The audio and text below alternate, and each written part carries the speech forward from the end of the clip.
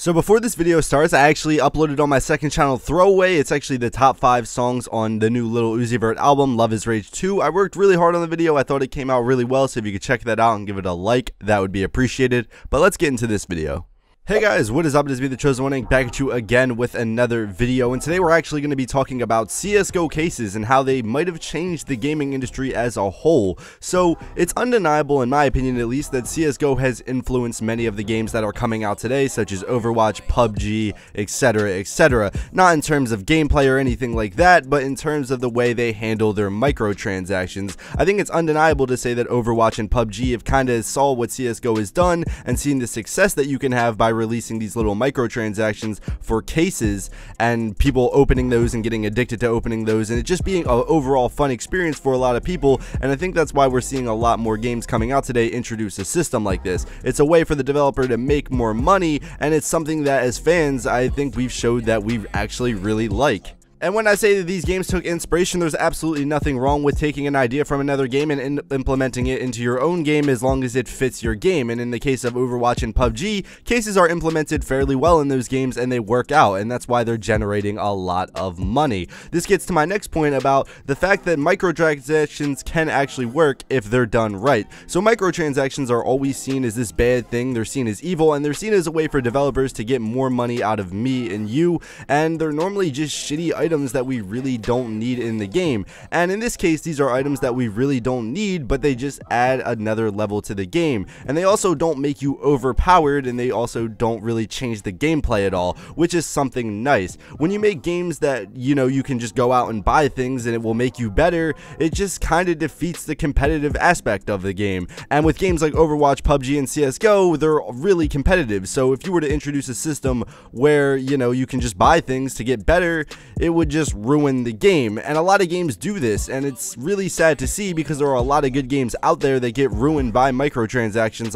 And right now I'm looking at UEA. You do it all the time. You ruin all your games with shitty microtransactions.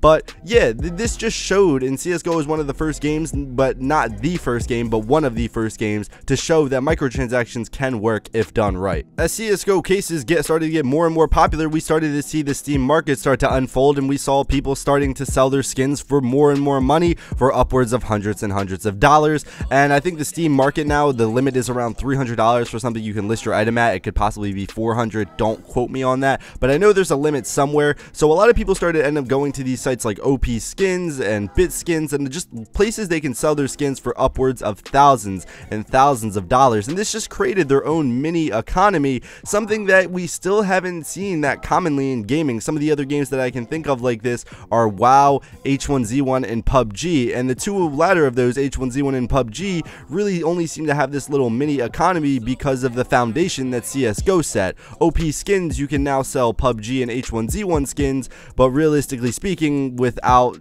CSGO, it doesn't seem like OP Skins would even be a thing right now. With the market for skins getting bigger and bigger, we're obviously going to see people try to profit off this. This is why you saw sites like OP Skins and Bit Skins pop up, while they just take a percentage of what you sell. It's a really great service for the community, but then we get to the other side of the community, which can be a little bit shady, and that is the CSGO gambling side of things. So what ended up happening is, and I'm sure a lot of you are already aware of this, so I'm going to say it and fast forward, a lot of people started opening up these CSGO gambling sites. A lot of them were run outside of the US, and a lot of them were very sketchy. People didn't really know the odds, and a lot of just sketchiness was going on. People saying they didn't own sites, people saying they did this, YouTubers getting paid tens of thousands of dollars because these sites were making so much money. And gambling might not be the best thing, and in hindsight it might end up actually being bad, because a lot of people ended up losing a lot of money, and a lot of those people ended up actually being children.